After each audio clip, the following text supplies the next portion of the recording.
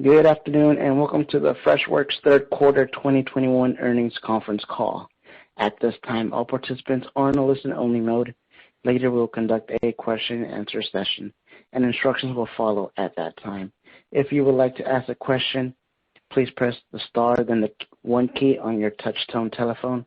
If you wish to remove yourself from the queue, please press the pound key. If anyone should require operator assistance, please press star, then 0 on your touch-tone telephone. As a reminder, this call is being recorded. I would now like to introduce your host for today's conference, John Ha, Vice President of Investor Relations. You may proceed.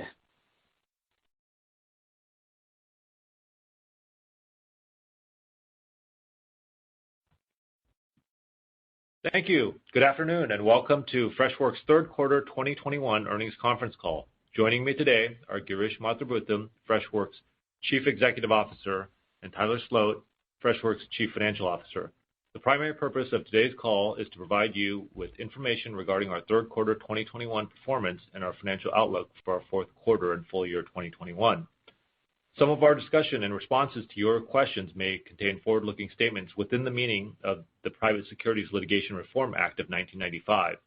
These forward-looking statements are based on Freshworks' current expectations and estimates about its business and industry, management's beliefs, and certain assumptions made by the company as of the date hereof, all of which are subject to change. These statements are subject to risks, uncertainties, and assumptions that could cause actual results to differ materially from those projected in the forward-looking statements. For a discussion of material risks and other important factors that could affect our results, please refer to today's earnings release, our final prospectus related to our initial public offering filed with the SEC on September 21st, 2021, and our other periodic filings with the Securities and Exchange Commission. Freshworks assumes no obligation to update any forward-looking statements in order to reflect events or circumstances that may arise after the date of this presentation, except as required by law. During the course of today's call, we will refer to certain non-GAAP financial measures. Reconciliations between GAAP and non-GAAP financial measures are included in our earnings release, which is available on our investor relations website at ir.freshworks.com. I encourage you to visit our investor relations site to access our earnings release, periodic SEC reports, a replay of today's call, or to learn more about Freshworks. And with that, let me turn the call over to Girish. Thank you, June, and good afternoon, everyone. Welcome to our first earnings call as a public company. We met many of you during our roadshow, but for those of you that are new to the Freshworks story, I would like to start by sharing our mission. Freshworks makes it fast and easy for every business to delight their customers and their employees. We do that by offering modern and intuitive customer engagement and employee engagement software. Freshworks is a global software company with customers in over 120 countries and more than 4,400 employees who operate out of 13 offices globally. We have 3 main product lines: Freshdesk for omni-channel customer experience, Freshservice for IT service management and employee engagement, Freshsales Suite for sales and marketing automation. All of our products utilize services from our Neo platform, which provides shared services for rapid innovation. We design our products to deliver delight to the frontline users of our software. Additionally, they are designed for rapid onboarding, quick time to value, and offer a lower total cost of ownership. Our fresh approach to business software is what got us to where we are and what will continue to differentiate us in 3 large established markets with a total addressable market of $120 billion. So let me quickly summarize our first quarter as a public company. Freshworks had another good quarter of growth in Q3. Total revenue for the quarter was $96.6 million, growing 46% year over year. We now have over 14,000 paying customers who are paying us more than $5,000 in annual recurring revenue and driving the vast majority of our business. We saw strong expansion activity from our existing customers and made real improvements on gross retention, resulting in a net dollar retention rate of 117%. Our CFO, Tyler Sloat, will offer more details on that shortly. Our product-led growth strategy continues to be the biggest driver of new business for us. This is augmented by an outbound sales team and a partner network to serve our customers from SMB to larger enterprises. We define our SMB market as companies with up to 250 employees. Anything greater, we define as mid-market and enterprise. Freshworks continues to grow and attract larger customers, and today we have a majority of our business coming from mid-market and above. In Q3, we added more than 50 new channel partners globally, in addition to extending our ISV partnerships. We are very pleased with the positive customer response to our products and are proud of the continued industry validation we are receiving. In Q3, Freshworks was recognized by Gartner as a challenger in the 2021 Magic Quadrant for IT service management tools. This follows their earlier recognition of Freshworks as a visionary in the 2021 Magic Quadrant for the CRM Customer Engagement Center. Additionally, TrustRadius recognized us for top IT asset management and ITSM in 2021. This quarter, our modern, intuitive, and easy-to-use products continue to make their way into companies of all sizes, gaining recognition and delivering value for businesses across many industries. We welcomed Fortune 500 companies like Philips and Toyota Connected India, who are using Freshservice to enable IT service management. Fast-growing tech companies like ForgeRock, LucidWorks, and Smashburger, a restaurant chain headquartered in Denver, implemented Freshservice to connect their global employees with IT support. Scotch and Soda, a global fashion retailer, is also using Freshservice to enable IT functions for more than its 1,500 team members. Today, as every business is looking to engage with customers online, our Freshdesk product continues to see greater adoption. For example, the world's largest international beauty retailer, Watsons, implemented Freshdesk to help support their online buyers, while Hunter College in New York relies on Freshdesk to help current and prospective students during the admissions and registration process. We will be highlighting many of our customers next week at our Refresh conference on November 11th. We hope you can join us online to learn about our latest product innovations and hear from customers on how Freshworks' promise of delight made easy helps their businesses. Last month, I had the opportunity to travel to India and spend 2 weeks in our office in Chennai. It was energizing to be back for the first time since 2020. I was able to meet new employees and work side by side with many of our product and engineering leaders. It was great to hear that many of our employees are excited to come back to the office, which is why I'm happy to announce that as of yesterday, we have fully reopened our offices in Chennai, with our other global offices to follow shortly. In Q3, we continued to invest in the strong teams we have in place, welcoming hundreds of new employees. We promoted Pam Serjeev to Chief Legal Officer for Freshworks, further adding to the breadth of our executive team. We strengthened our board by adding 2 industry veterans, Zach Nelson, former CEO of NetSuite, and Jennifer Taylor, Chief Product Officer at Cloudflare, as independent directors. In closing, I want to thank our employees, customers, and partners for helping us get to where we are today. We believe we have huge opportunities to keep growing and delighting more customers every quarter. I will now turn it over to Tyler to share more on our financial results. Thanks, G, and a warm welcome to all of you joining us on the webcast. We enjoyed meeting many of you, our shareholders and analysts, over the last few months as we went through the IPO process. I look forward to our public company journey together in the coming years. For our initial call as a public company, let me cover a few different areas today. First, I'll review our business model and provide a financial framework for how we think about managing Freshworks. Next, I'll cover the highlights from our third quarter, including key operating metrics and financial results. And finally, I'll close with our views on our journey ahead and our guidance for Q4 and full year 2021. As G mentioned earlier, we offer 3 main product lines, 2 of which are at scale. Freshdesk for the customer support market and Freshservice for the IT service management market. We're in the early stages and continuing to scale our third main product line, Freshsales, and we are optimistic about the long-term opportunity in the sales and marketing automation space. With these 3 product lines, we also have 3 go-to-market motions, starting with a highly efficient inbound product-led growth motion as companies find our products through digital channels and online search. We couple the PLG motion with our outbound motion, which includes field sales reps to help serve our larger customers in the mid-market and above. The third leg of our go-to-market motion is our partner ecosystem around the world that helps extend our reach to serve our customers where they are located. Our business model is supported by an efficient financial framework that allows us to continue investing for growth while making incremental improvements to drive operating leverage in the business.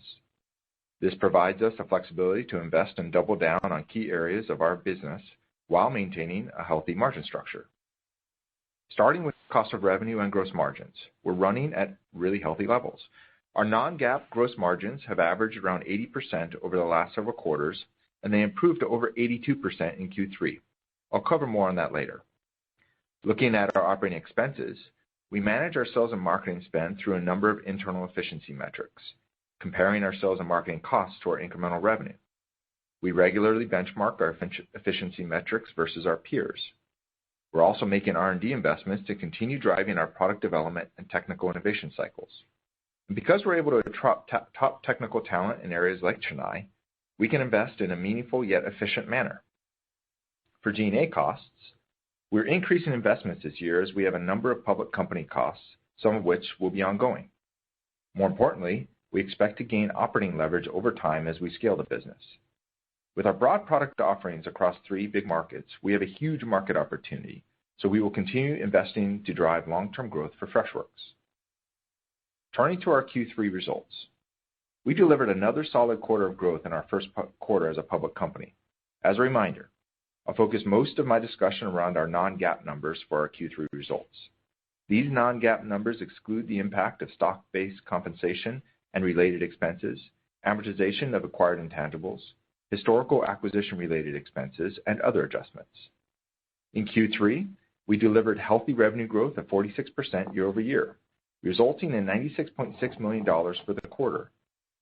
While the revenue growth rate is lower relative to Q2, this was very much expected as our Q2 growth benefited meaningfully from a favorable comparison arising from a COVID-impacted quarter last year. As I mentioned earlier, our non-GAAP gross margins increased to over 82%. This is primarily driven by more efficient spend on certain service provider agreements and ongoing improvements for infrastructure spend in the quarter. While we're pleased with the improvement in the quarter, we generally target our non-GAAP gross margins in the 80% range as we manage the business. Our non-GAAP operating expenses increased by $28.5 million versus the prior year to $81.4 million. This was mainly driven by increased investments in our teams for R&D, sales and marketing, and G&A, as we meaningfully added to our Freshworks family over the past 12 months. More specific to marketing, we increased our advertising, branding, PR, and event costs by $5.5 million compared to last year, as we created more awareness for our products in the marketplace. In G&A, we made important investments in personnel and infrastructure to prepare for operations as a public company. All of this led to a non-GAAP operating loss of $1.5 million for Q3, as we improved our non-GAAP operating margin by 4.5% quarter over quarter. Looking at our GAAP operating expenses, I should note that we had a large impact from stock-based compensation and related expenses of $138 million in Q3. This is related to our IPO, which resulted in a significant RSU vesting event and a large catch-up expense for SBC. Going forward, we expect SBC to be at more normalized levels of approximately $45 million per quarter.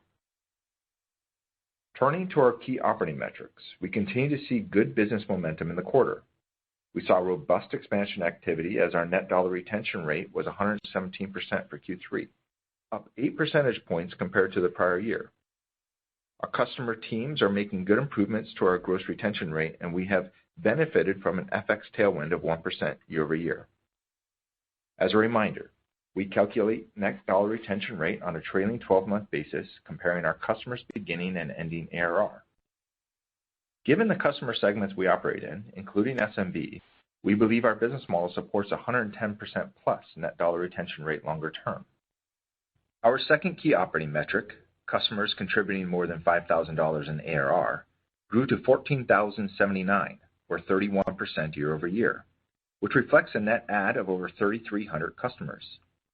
These customers consistently drive the vast majority of our business and represent 84% of our ARR, similar to our Q2 results. When we look at larger customers, those that contribute more than $50,000 in ARR, this number grew 73% to 1,263 and reflects a net add of over 525 customers, representing 39% of our ARR. We're pleased to see that our easy-to-use products continue to resonate with customers and organizations of all sizes around the globe. Moving to our balance sheet and cash flow items, our calculated billings, which is a sum of our revenue and change in deferred revenue in the quarter, was $109.3 million in Q3, growing 41% year over year. Similar to the revenue growth dynamic, we expected calculated billings growth for Q3 to be lower than Q2 due to the favorable comparison for Q2 last year. While the billings duration mix had minimal impact on the growth rate in Q3, we had a headwind of a few percentage points in growth related to reserves and commissions.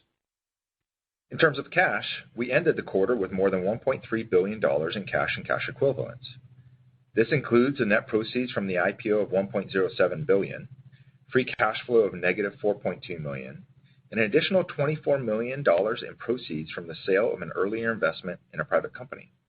Today, we have a strong balance sheet to support the growth of our business. We have had really healthy growth throughout the year, and we continue to support that with an efficient financial model.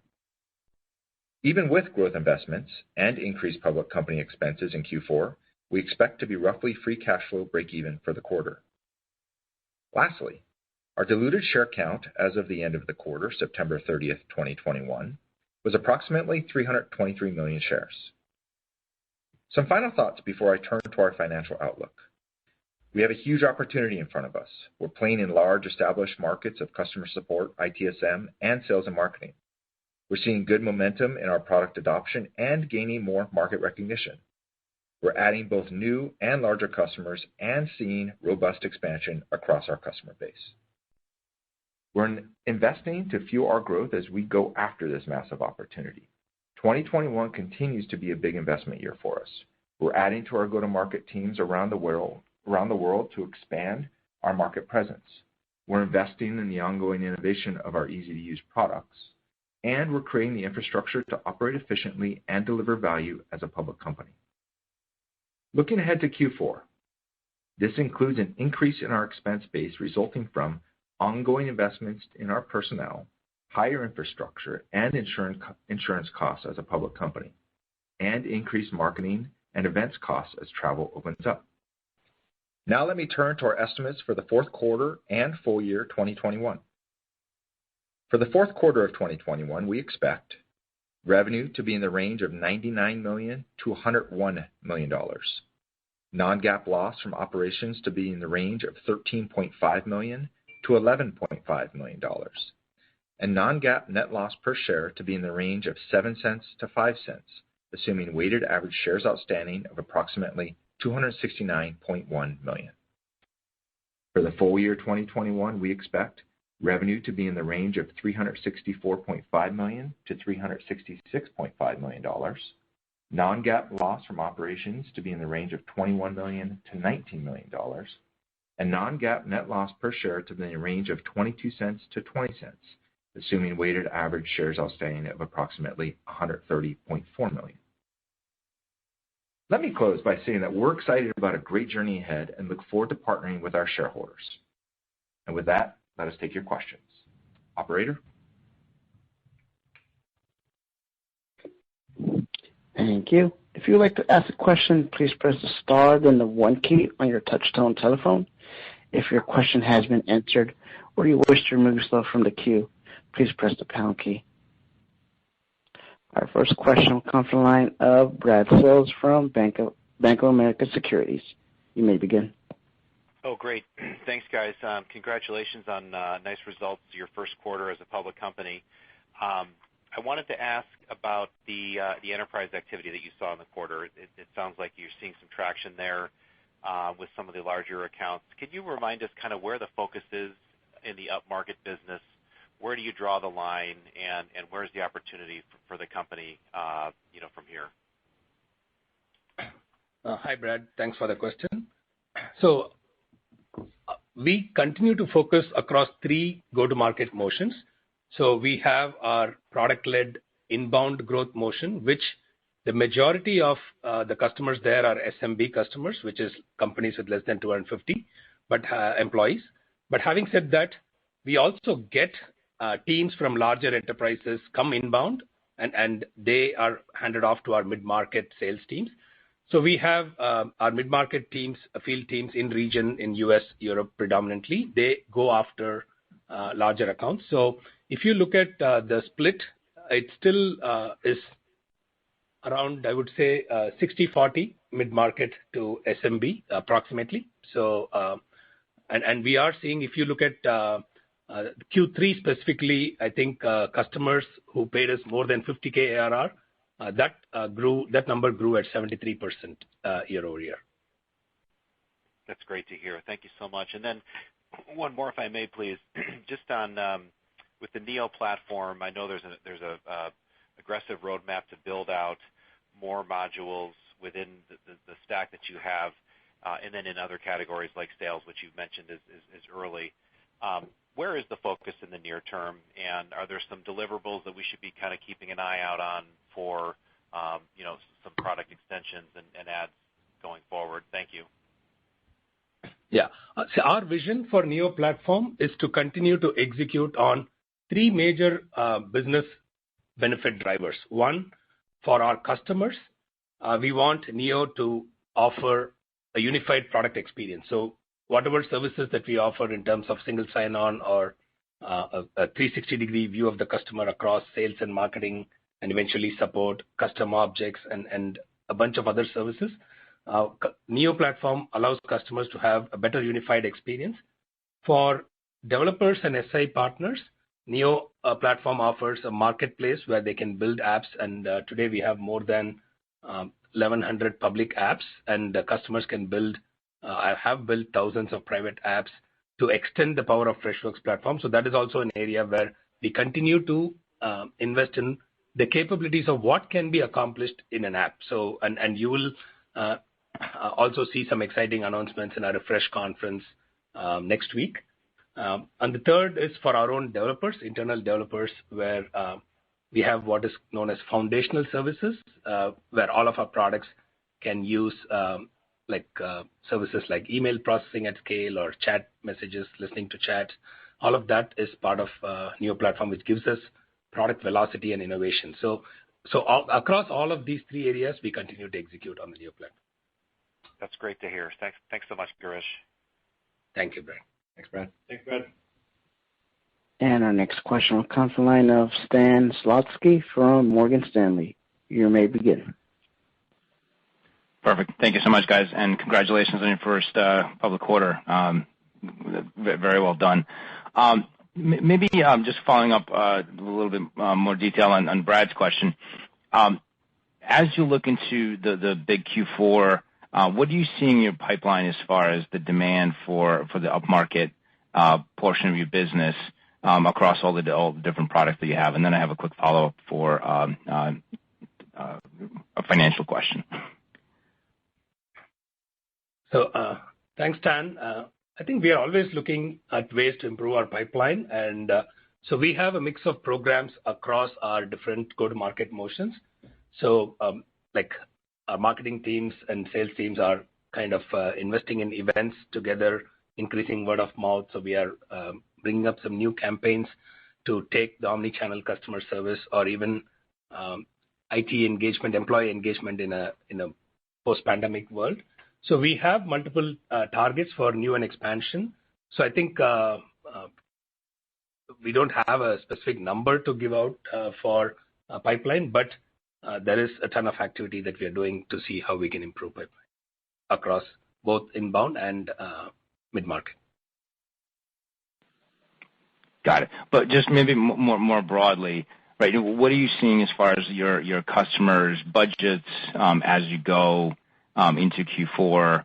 Are you seeing any weakness, or is it just steady momentum and versus what you've seen through Q2 and Q3 now?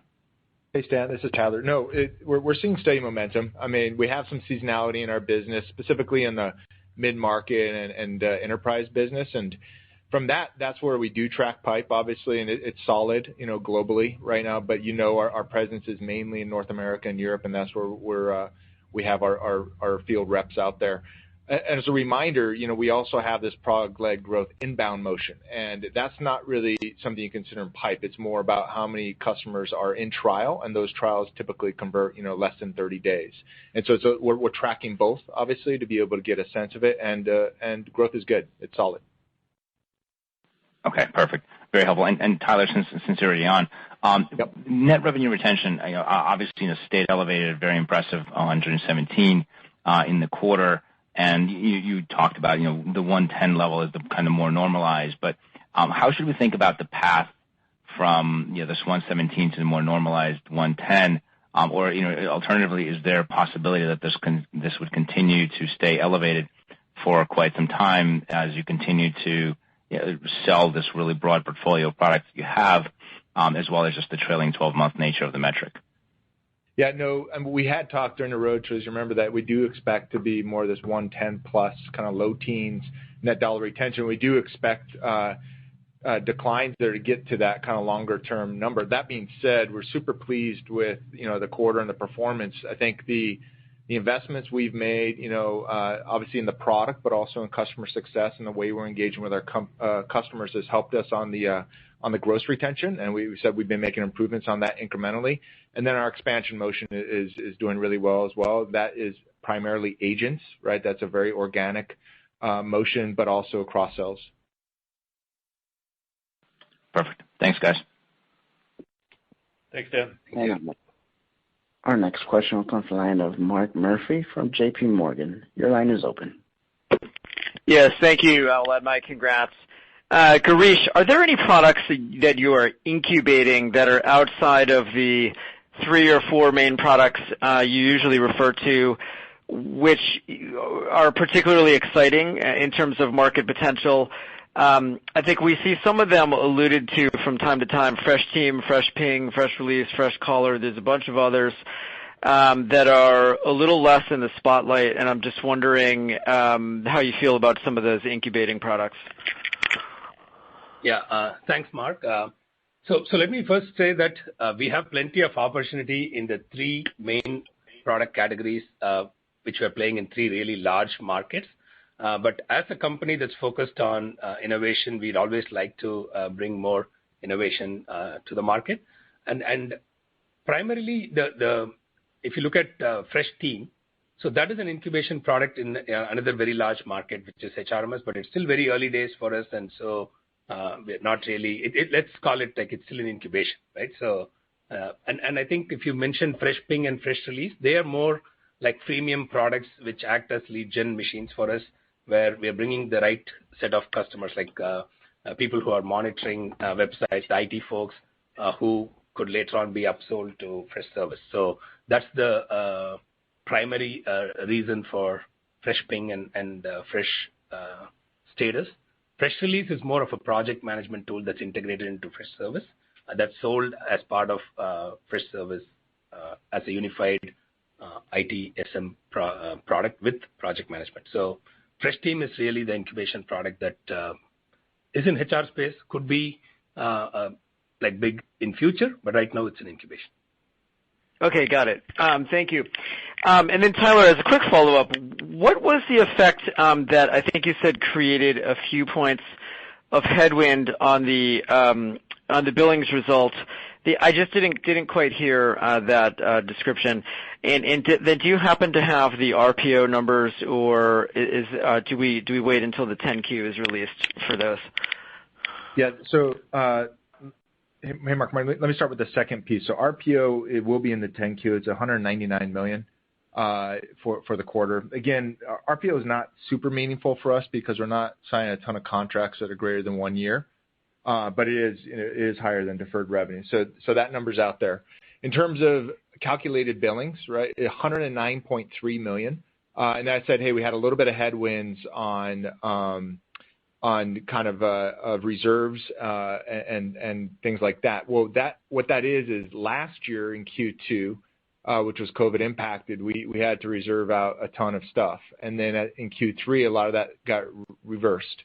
And so then when you look at the compare now, we're kind of running more in our normal run rate, but it actually is not as much of a benefit as we got last year. So that gives you a few points of headwind there, which I think we'll come out of. In general, we expect billings to kind of track with revenue growth. Understood. Thank you. Our next question will come from the line of Brent Hill from Jefferies. You may begin. Hi, this is Luv Sodha on for Brent Hill. Congrats on a great first quarter. Wanted to first ask a question to Girish. Girish, maybe talk a little bit about that expansion opportunity, specifically with the larger customers. It's impressive that you had the 73% growth, but could you talk a little bit about what products they're adopting? And is there an opportunity there to sell them multiple products within the suite that you have?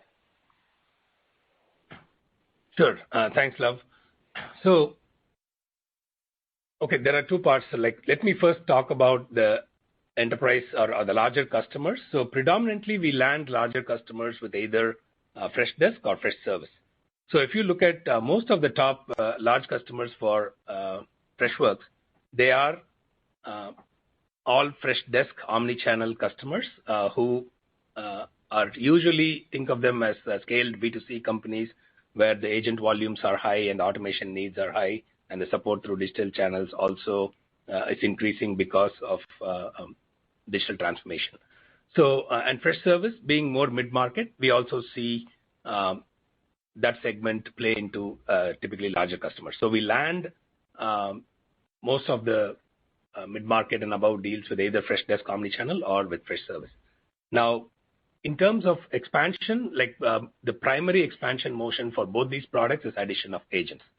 Now, and also these two products, it's worth understanding that they're complementary products and there is no natural cross-sell motion between these two. But moving forward, what we expect to see is, and we are already seeing some signs of that, is our Freshsales product that is new. We are able to actually sell Freshsales into an existing Freshdesk customer where they're able to buy Freshdesk and Freshsales, or sometimes Freshsales and Freshmarketer along with Freshdesk. So that is a cross-sell motion that we think will continue to happen as our Freshsales product matures and gets more adoption. Got it. That's very helpful. And maybe one for Tyler. I wanted to dig in a little bit onto Stan's question earlier around net dollar retention. As we head into 2022, should we be expecting this elevated level to continue, especially as you see the improvements on gross retention? Could you maybe talk a little bit around that? Yeah. Thanks, Luv. No, we do expect, longer term to be kind of this 110 to low teens net dollar retention business. Obviously, we're going to make every effort possible to continue to delight our existing customers and also get them to adopt more of our products and use the products that they have. And right now, I think we're doing a good job at that, but we would expect that number to come down. Got it. Thank you. Our next question will come from the line of Scott Berg from Needham. You may begin. Hi, Girish and Tyler. Congrats on a good question, congrats on the good quarter, and thanks for taking my questions.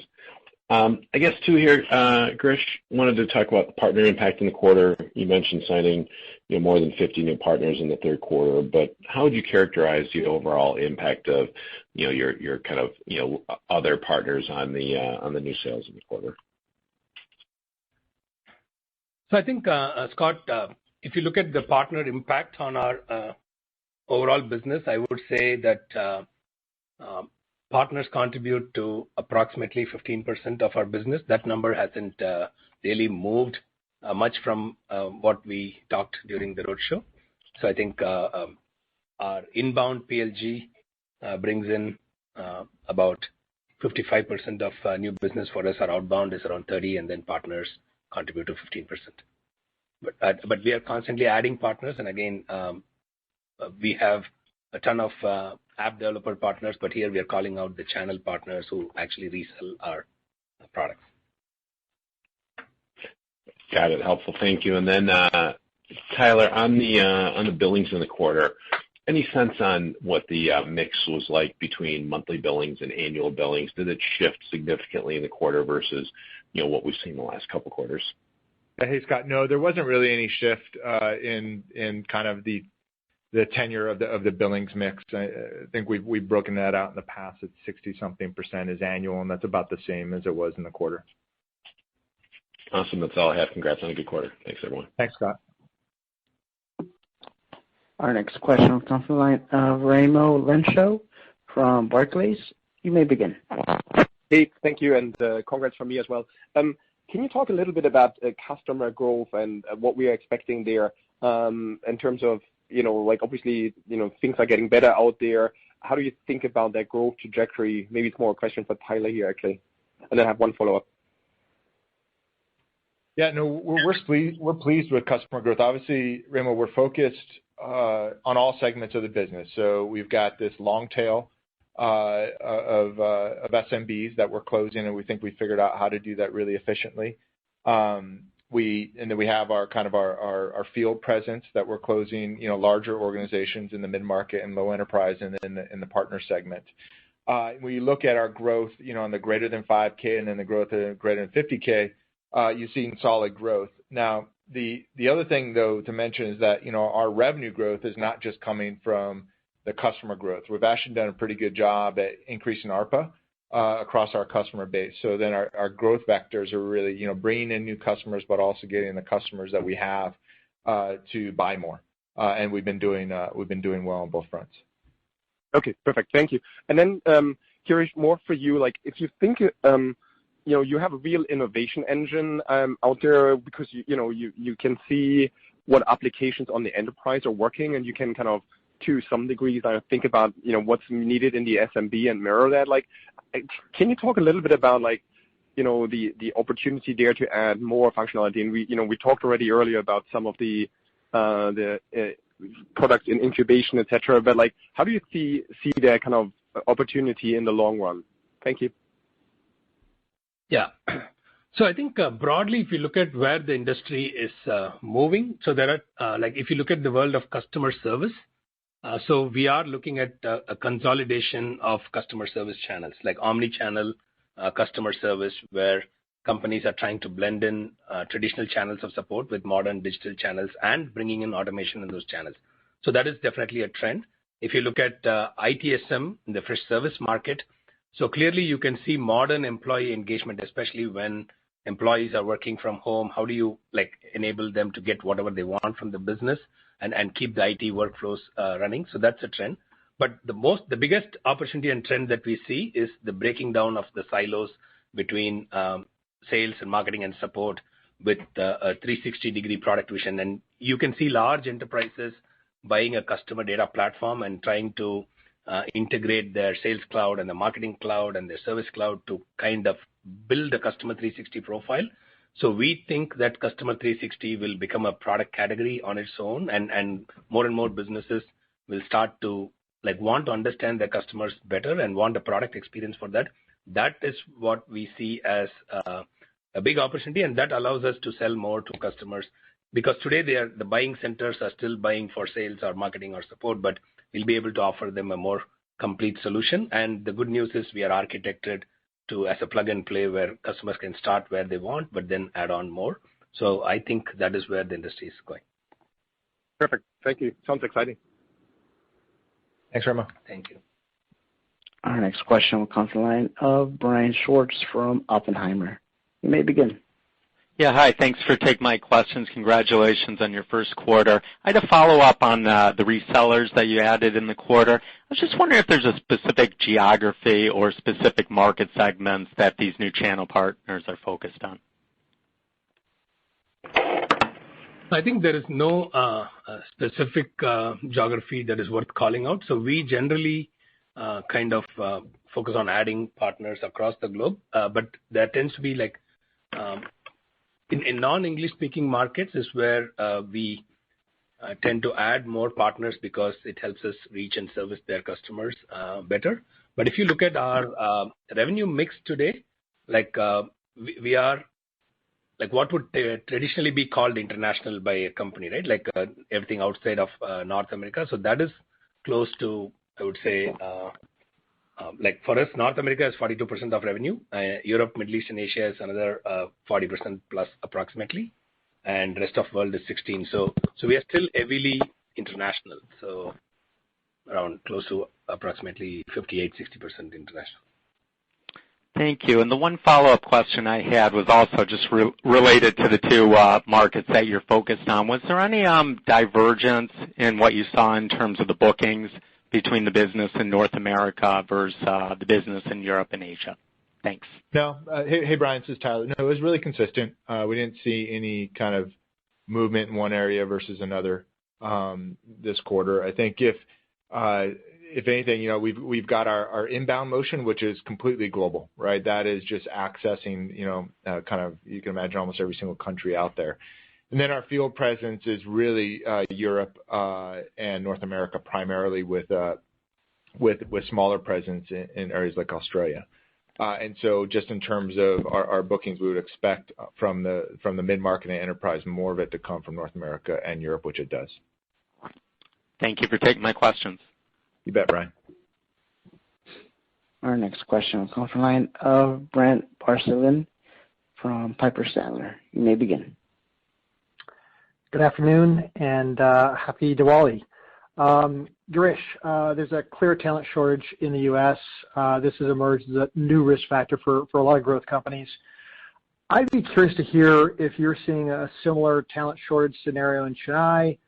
I mean, outside looking in, it seems like having a large engineering footprint in India could be an advantage, but I'd just love to hear your thoughts on the talent, your ability to hire, particularly given your footprint there in Chennai. Yeah, happy Diwali to you too, Brent. And so I think, globally, every company understands that it's a talent is super critical, right? And I think we are seeing, we really think that our location advantage with having access to a high quality talent in India is a strategic advantage for us. We have all of our R&D there. And so we are able to kind of attract. So we are the most preferred SaaS startup to work for in India now, and definitely the best one in Chennai. So I think those are what I would call as advantages for us. But if you look at the startup activity that's happening, etc., so I think every company and also the post-pandemic world, there is always a demand for talent, and I think we are probably better off than most companies thanks to our advantage of being based in Chennai. Helpful color there. I guess, Tyler, follow-up for you here. I know Freshdesk and Freshservice are the product stars here, but I'd be curious around the momentum you're seeing. I know it's early with Freshsales, but are you seeing that expand the land footprint for new customers? Are you seeing that being kind of cross-sold in the installed base? Any sort of early color around Freshsales and the early kind of wins you have there? Is there any sort of cohort or pattern developing on the type of customers that are embracing Freshsales would be helpful. Thanks. Hey, Brent. We're actually, so it's all of the above there. We have, customers who are coming in at pretty large scale and choosing Freshsales as their CRM of choice. One of our active motions is looking at our Freshdesk customers and really having them take the advantage of having Freshsales and Freshmarketer, so they have this unified view of their customer, which we're seeing, really good initial feedback on. And then, obviously for customers in the SMB all the way up, it's a very attractive solution because it's so easy to onboard and really use quickly. And so to answer your question, I think the larger motions are probably going to be on the SMB to the mid-market, but there's definitely some larger companies that we are winning there as well. It's early, though, I'd like to say. Yeah, definitely appreciate the feedback there. And I appreciate it's early, but color there is super helpful. Thank you. Okay, awesome. You bet. And our next question will come from the line of Brian Peterson from Raymond James. You may begin. Thanks for taking the question, and congrats on a really strong quarter. Just one from me. If you think about the SMB opportunity out there, I'm curious what you're seeing in terms of customers potentially looking at this customer 360 vision. And are they at the point where they're looking to buy multiple products at the same time, or are we still in an environment where it's kind of starting with one, seeing the vision, and adding on? And obviously that may be some sort of an evolution, but I'm curious when you see that potentially changing for the smaller customers out there. Thank you. Yeah.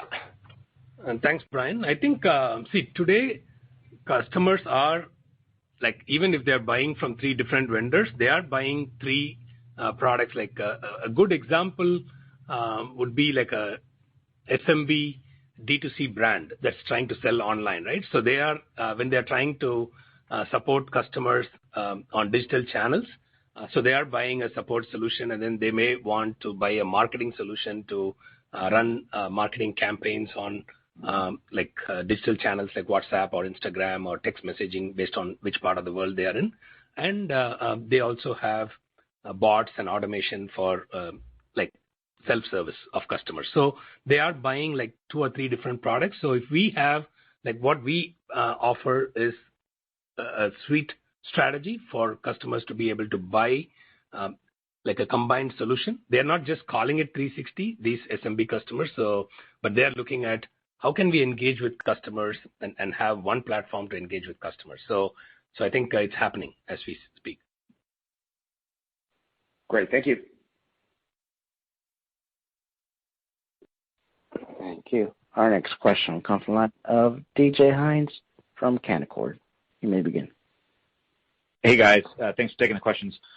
Girish, how much of the traction up market would you say is a pull versus a push motion today? And I guess if you think about the go-to-market investments that you're making, is there an emphasis on any one of the 3 sales channels that you've highlighted?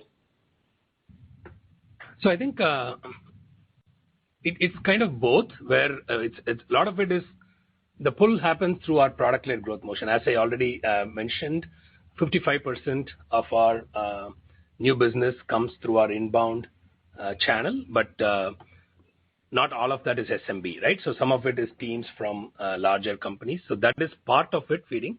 But we also have a mid-market team which is going outbound, running events and campaigns, generating leads. So it is like we have investments in GTM to go after larger customers. We also have product-led motion contributing to that. So it's a mix of both. Okay, got it. And then, Tyler, you got a handful of questions on billings. And just given you're still new to the public markets, maybe you could just talk about like the usefulness of billings as a leading indicator on growth. I mean, some companies say like, yeah, it's pretty good if you look at it on a rolling 4-quarter basis. Other companies say like, no, don't pay any attention. Like, where do you guys stand on that? I think in general, and thanks for the question, DJ, I think in general billings will track our revenue growth in the longer term. For us, what we had said in the roadshow, if we saw any extreme anomalies in billings, we'd call them out. You know, our calculated billings were, 41%. And I did say already, so we called out the anomalies that we saw that created some headwinds in the billings number. But in general, we were, really pleased with the results. For us, if we see a meaningful change in our billings mix, meaning that the way customers are paying us, whether it's annual or monthly, because unlike a lot of enterprise software companies who have mainly annual or even sometimes multi-year payments up front, we have a mix of customer, right? We have this long tail of SMB, and a lot of those customers are paying us monthly. And so if we see a change in that would cause some anomalies in the billings number, we will call it out on the calls. Yeah, perfect. Makes sense. Congrats on getting the first one out there. Thanks, guys. Thanks a lot. Thank you. Our next question will come from the line of Pat Walravens from JMP Securities. You may begin. Oh, great. Thank you. One for each of you, if that's okay. So, G, I love that you went with Zach Nelson as a board member. I'm sure most people on this call know, but anyway, doesn't he ran NetSuite for 15 years before it was sold to Oracle? And I'm sure you had your choice of people to put in that seat, and I would just love to hear what the factors were that caused you to pick to pick Zach? No, first of all, Zach is a fantastic leader with great public company experience, has seen scale taking NetSuite to like $1 billion of revenue and beyond, and even post the acquisition from Oracle, he was leading it. Really adds to our board capability in terms of having like good public company experience and adding to our governance. So I think more importantly, Zach is not on like 5 or 6 boards. Like he has the time to spend and mentor us. And the NetSuite, if you think, was the first like SaaS company selling to a lot of SMB mid-market customers. So that experience and the domain experience, all of that, it was super hard. We were glad that Zach was available for us, right? So, so I think it's an incredible mentor. Yeah, great. And then Tyler, 2 sort of quick ones for you. First of all, you're not guiding to it specifically, but any comments that you can make about how investors should think about growth next year, I think would be generally appreciated.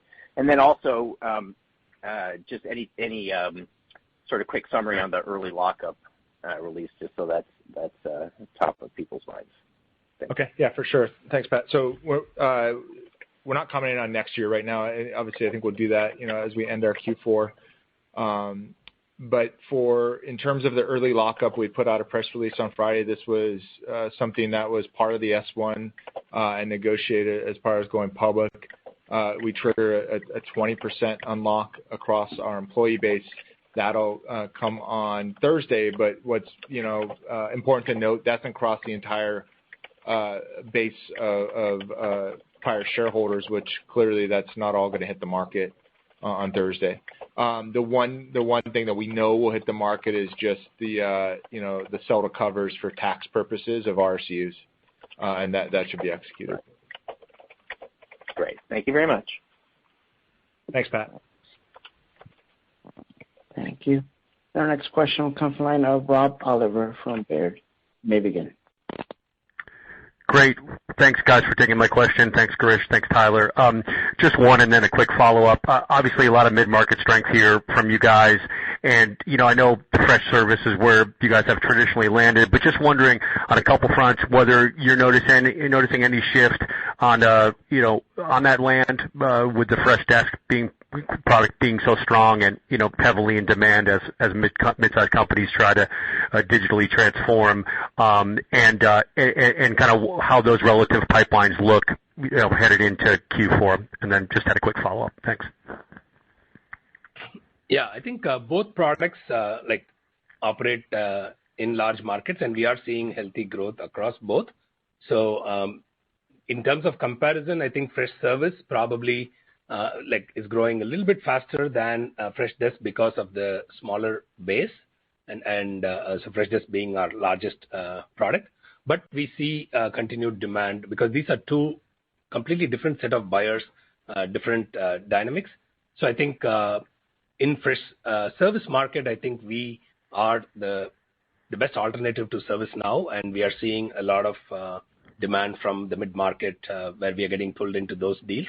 In Freshdesk side, I think it's a little bit more fragmented, where we have companies or customers of all sizes, right, from SMBs to the really large companies coming to us, and so it's a more diverse set of customer base.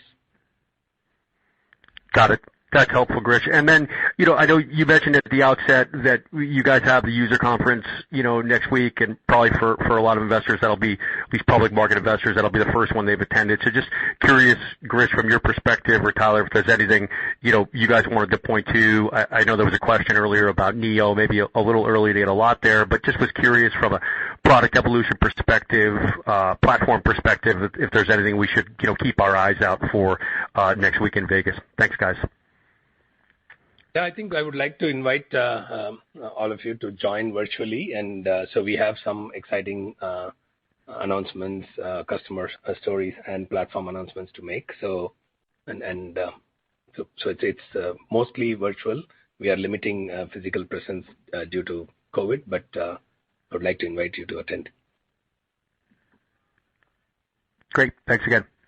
Thanks, Rob. Thank you. And we have Alex Zukin from Wolfe Research as our next question. Your line is open. Yeah, hi, this is Joshua Tilton on for Alex. Thanks for taking my questions.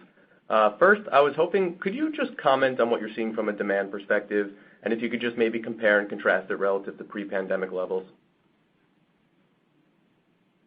Hey, Joshua, this is Tyler. I'll take that. Demand is strong. I mean, in pre-pandemic, it was strong. We were growing fast then. I mean, all our historical numbers are there, and, I think we're still growing at an incredible pace.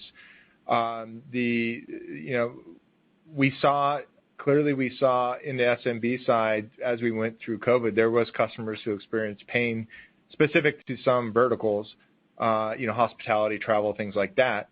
As we talked about, the growth rates and how, last quarter benefited from a weak prior year, we also talked about how we came out of it in Q3 of last year, and a lot of our customers came out of it, and then we saw, acceleration even from digital transformation, which is just kind of core to what we do, specifically because our products are so easy to use and get on board. So we saw a lot of customers take advantage of that, and I think that's still continuing today. And maybe just as a quick follow-up, any comments on the competitive landscape? Maybe could you just mention which of your competitors are you seeing your win rates go up against across your 3 product areas? So I think if you really look at our 3 product areas and look at it across 3 primarily 2 go-to-market motions. So in the product-led motion, like predominantly in Freshdesk, we compete against, say, Zendesk, or we compete against Service Cloud on the enterprise side, or legacy players like Oracle or SAP. So on the inbound side, we don't track a lot of win rates because customers come online and it's more assisted buying rather than consultative selling. So we see wins across, in mid-market specifically, we track all of these win rates, but we see deals that we win against Zendesk or in Freshdesk. In Freshservice, we actually win against Atlassian or ServiceNow, meaning we go on to bake-offs with ServiceNow, so we have won against them. So we don't have any win rates to disclose per se because they're still tracking it at different levels. But I can talk to you about who are the competition that we see in each one of these markets. Thank you. Thank you. I'm not showing any further questions in the queue. Thank you for participating in today's conference. This concludes today's program. You may all disconnect. Everyone, have a great day.